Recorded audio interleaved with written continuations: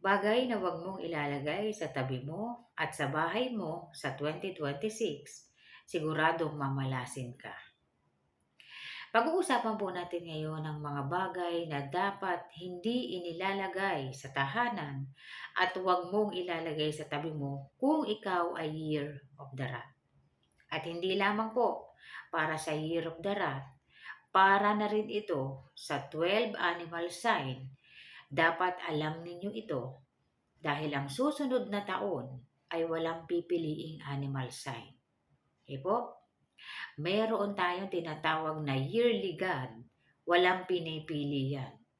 Ang 12 animal sign ay po pwedeng makaramdam ng lakas o ng mga negative effects na pwedeng maihatid nito sa iyo. Kaya't ngayon pa lang na hindi pa pumapasok ang 2026, alamin mo na kung ano ang mga bagay-bagay o pamamaraan na pwede mong gawin bago ka pa malasin. Kasi po, malakas ang enerhiyang dulot nito at ito ang nangunguna sa kung ano ang magiging kapalaran ng bawat isa sa loob po ng isang taon. Nakadepende tayo sa kung sino ang uupong yearly god. Siya ang magdidikta kung ano ang magiging kapalaran ng 12 animal signs sa buong taon. Kaya't dapat alam mo ito. At para po sa comment ni ma'am na ang anak niya po ay Year of the Rat. Ma'am, mamaya po pag-usapan natin dahil marami pong dapat malaman yung mga Year of the Rat. Mayroon kang pwedeng gawin para hindi mo tahaking mag-isa o hindi ka mag-isang lalaban sa taon. Okay? Pwede kang humingi ng tulong. At kung ikaw ay minamala sa taon na ito, meron ka rin pwedeng makuhang good luck energies sa pamamagitan nila. Sino-sino sila? Paano mo gagamitin ang enerhiya ng mga ito? At ano nga ba ang dapat mong iniiwasan kung ikaw ay clash ng taon? Okay po? Yan ang pinakamahalagang pag-uusapan natin na dapat alam po ninyo para hindi pa kayo nagkakaroon ng anumang uri ng struggle. Naglagay na kayo nito. Meron po tayong mga pangontra na pwede natin gamitin para sa mga ganitong uri ng inauspicious energies na ang nagdudulot po or ang nagiging sanhi nito ay ang enerhiya mismo ng taon. May mga lucky charms tayo sa baba. Lahat po yan, makakatulong yan para sa ating lahat at para po sa animal sign ng rat. Okay po? Kung mahilig ka sa ganitong mga video, huwag kalimutang mag-like, mag-subscribe, at i-share mo na rin para malaman ng iba ang kanilang mga swerte sa buhay.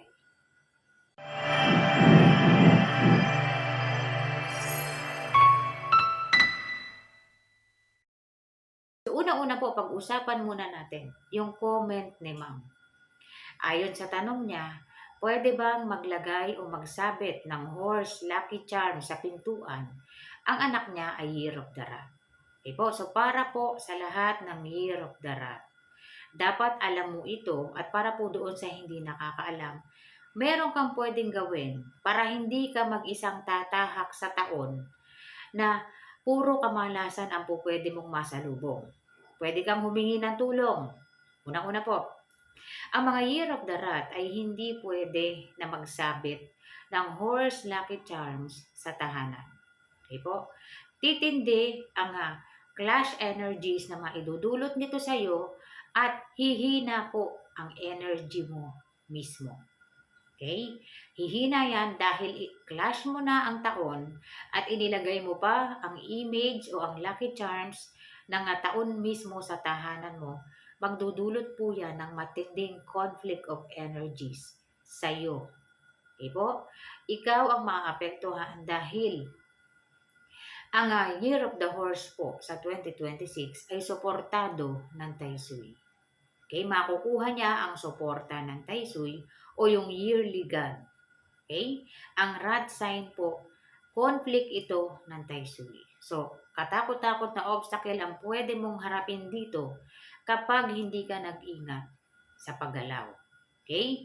Ngayon, ano po pwede mong gawin? Hindi ka pwedeng maglagay ng horse lucky charms sa tahanan mo. Pwede kang magsabit ng iba't ibang uri ng lucky charms sa tahanan mo na naaayon sa 2026. Okay po? Maraming lucky charms naman na hindi lang image ng horse ang nakalagay. Okay? Marami kang pwedeng ilagay. Sunod, paano ka magkakaroon ng suporta? Makakakuha ka ng suporta sa yearly God o yung Tai Sui kahit pa sabihin na natin na conflict mo ito. Ito po ay sa pamamagitan ng paglalagay ng image o ng plaque o Tai Sui plaque sa South 2. At ang pagdadala po ng Tai Sui na lucky charm or Tai Sui na amulet or keychain, dalhin mo yan sa kung saan ka man pupunta. Mas maigi kung isabit mo na yan sa bag mo, sa susi ng sasakyan mo, or kung yung wallet mo may pwedeng sabitan yan, or ilagay mo na sa loob ng wallet mo yung Tai Sui card. Para kahit papano, hindi magdulot sa'yo ng negative energies ang yearly God at pwedeng makuha mo ang suporta niya. At iwasan mo na haharap ka sa South 2 dahil maaaring ma-activate mo ang negative energies ng Tai Sui. Disrespect yan at lahat ng uri ng obstacles ay makukuha mo. Sunod na gagawin mo. Ang Year of the Rat po, deplete ang energies nito sa panahon na nasa clash year siya. Pag sinabi pong deplete, napahina ang energies niya. Ano ang gagawin mo kung sa panahon na maraming kamalasan ang pwede mong matisod at pwede kang malasin sa mga ito? Kailangan mo ng suporta. Kanino ka hihingi ng suporta? Bilang ikaw ay nag-iisang animal sign, pwede mong ilagay ang image ng dragon at ng monkey sa tahanan mo. Okay po? Yang dalawang animal sign na yan, sila po ang allies mo at matutulungan kanila sa pagtahak mo sa 2026. Paano mo gagawin? May mga nabibili po na keychain na nandoon ang image ng rat, nandoon ang image ng monkey at ng dragon, pwede mong bilhin yon. Kung may makikita ka na magkakasama silang tatlo, pwede yon. Kung wala, pwedeng bilhin mo yan isa-isa. At sa tahanan mo, maglagay ka ng statue ng dragon at monkey. Para sa 2026, meron kang magiging katuwang sa pagharap sa mga enerhiya na maaaring maidulot sa iyo ng taon.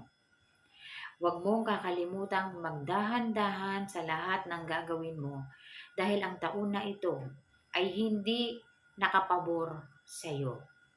Okay? Isa yan sa dapat mong pinakatatandaan. Ngayon, paano ka makakaakit ng swerte na ikaw ay pinahina or depleted dahil sa clash years mo? Ang paglalagay mo ng statue or image ng dragon at monkey sa tahanan mo at ang pagbibitbit mo nito o ang paglalagay nito sa wallet mo, sa bag mo, ang good luck energies na meron sila, makukuha mo. Lalong-lalo na po doon sa may mga negosyo na clash ng taon sila. So para ma-less po yung mga obstacle sa business ninyo, yung image po ng allies ninyo, dalhin mo, ilagay mo sa business area mo, sa tahanan mo, sa wallet, sa bag mo. Makakatulong sila sa iyo sa pagdedesisyon mo at matutulungan ka ng enerhiya nila na maiwasan ang mga posibilidad po ng kamalasan sa loob ng 2026. Okay? So ito po ay mga pamamaraan na pwede ninyong gawin. Hindi lang ito sa Year of the Rat. Ang 12 animal signs, may kanya-kanya tayong clash animals. May kanya-kanyang enemies ang ating mga sign. Kapag dumating ito ang gawin ninyo.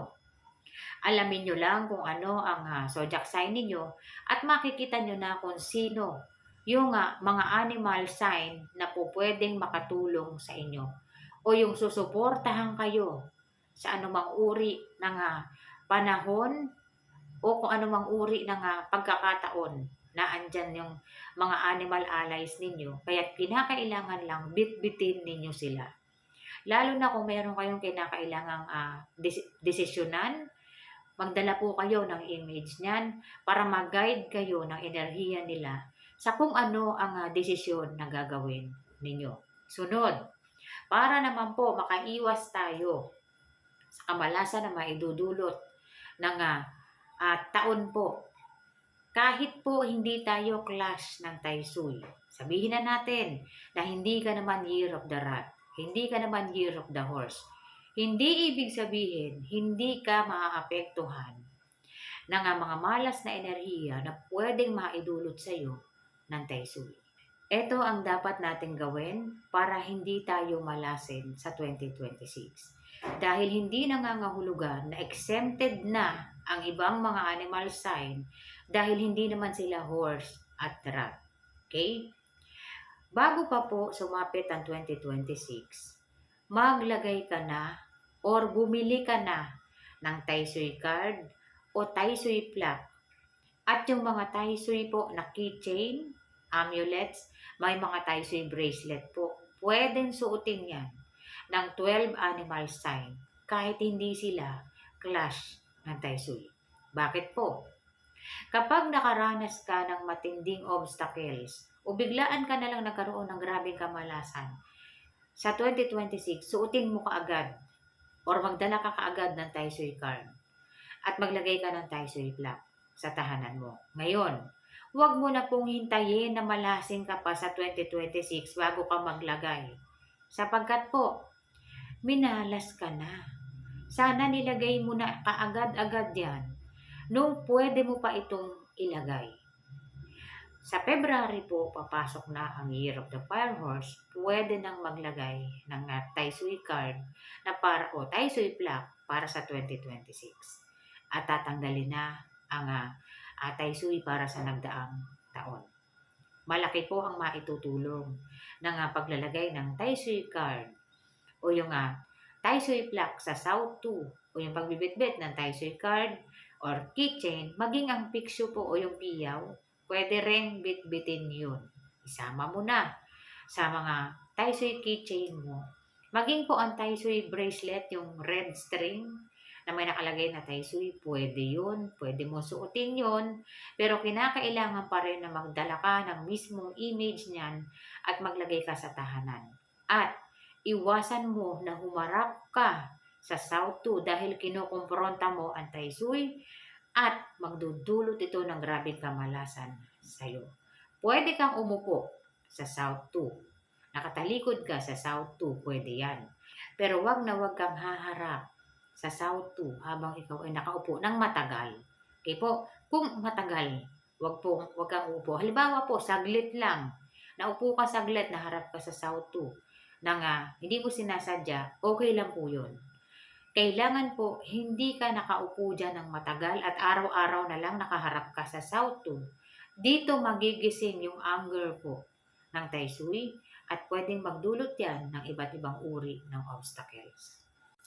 At isa pa po, maaari ding magdulot ng swerte sa atin ang paggawa ng good deed sa 2026. Bukod pa po sa paglalagay natin ng pangontra, sikapin nyo po na makagawa kayo ng good deed, mag-donate kayo, or kung ano man ang pwede ninyong good deed na magawa, gawin nyo po. Kasi makakatulong yon para sa enerhiya ninyo at malilis ang mga inauspicious energies na pwede ninyong tahakin, lalo na po sa mga Year of the Rat at sa Year of the Horse po.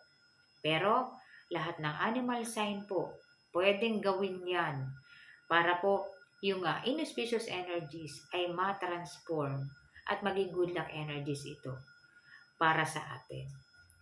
Dapat po alam natin ang gagawin natin sa bawat taon. Hindi lamang tayo tumututok sa pampaswerte, pangontramalas, hindi lang po ganon. Ibang usapan na kapag nakasalalay na yung good luck energies ng pamilya mo at ng sarili mo. Kaya dapat mong pakatandaan, uulitin ko po ulit para matandaan natin maigi. Kapag dumating ang clash years mo, huwag kang magsasabit ng image ng zodiac sign o animal sign na clash mo. Okay? Kahit pa sabihin na natin na hindi naman nila taon, huwag ka na pong maglagay niyan sa tahanan mo kasi po madideplet ang enerhiya mo. Okay? So kung clash mo yung animal sign na yan, kagaya po ng horse at rat, huwag nang maglagay ng horse yung rat sa bahay nila. Marami namang pwedeng lucky charms na pwedeng ilagay sa tahanan at makakaakit pa rin yan ng good luck energies kahit hindi ka maglagay ng horse. Okay po? Kasi iniiwasan natin dito yung matinding conflict palalo, conflict of energies. Iniiwasan yon. Okay po? Hindi naman porket hindi ka naglagay ng horse, hindi ka naaayon sa 2026. Hindi po ganun yun. Marami kang pwedeng ilagay na pampaswerte dyan. At marami kang pwedeng gawin para makaakit ka pa rin ng good luck energies. Okay po? So, ilan lamang ito sa mga po pwede natin gawin at pinakamahalaga po na dapat alam natin ito para sa susunod na mga taon. Alam na ninyo ang gagawin at kung may mga anak kayo na magkakaroon din ng mga clash or kalaban nila ang taon, matutulungan ninyo sila para po malis yung inauspicious energies na pwedeng masalubong nila. Hindi lang yan para sa inyo, pati sa mga anak ninyo. At pwede na rin nilang ituro yan sa mga mahal nila sa buhay. Malaki po ang maitutulong yan sa kanila dahil laging lamang ang may alam. Maraming salamat po sa panonood. Kung may tanong po kayo, mag-comment lamang po kayo. Kapag yan po ay aking nakita, yan po ay aking sasagutin. At sa lahat po ng subscribers ko, Merry Christmas po sa inyong lahat at maraming salamat po. Sa mga nanonood po sa akin sa ibang bansa, maraming salamat po mga madam, mga sir. At yung nag-send po ng super thanks, ma'am, maraming salamat po. May nag-send po ng super thanks na 200 na, ma'am, send mo po ulit yung birthday mo, ma'am, para ma-reading ko po. Kasi po may nag-send dito si ma'am 200. Kaya lang po yung nagsulat yung hindi masyadong malinaw yung birthday ni ma'am. So ma'am, kung nanonood ka, nag-send ka ng 200 na super thanks nung nakaraan. Hindi ko pa nare-reading yung birthday mo kasi po nagkaroon ng konting pagbabago doon sa sulat. Hindi ko malinawan yung taon. Kaya isend mo ulit yung birthday mo, ma'am. Para po ma-reading ko. Tapos sa susunod na video ko, pag-usapan po natin yung kung ano man yung makikita natin sa kapanganakan mo po. So sa lahat-lahat po ng nag-send ng super thanks, maraming salamat po sa inyo. Sa nag-join po sa group, maraming salamat po sa pag-join ninyo. Sa mga nagpa-reading po at nag-send ng kanilang donation, mga madam, mga sir, maraming salamat po sa inyo. At sa lahat po ng nanonood at nag-subscribe po, thank you sa mga subscriber ko na nanatili po sila. Maraming salamat sa inyo. Ganon din po kay ma'am, yung nag-join sa group na nananatili siya. Maraming salamat po sa iyo. Ma'am, sa lahat po na gusto mag-join sa group, open po yan. Sa mga magjo-join po sa group, mas madaling masasagot yung mga tanong ninyo kapag nag-join kayo sa group kasi magiging priority po kayo. Mas madali itong makikita at masasagot natin kaagad kung ano man yung tanong ninyo. Maraming salamat po at Merry Christmas po sa lahat. Advance Happy New Year po.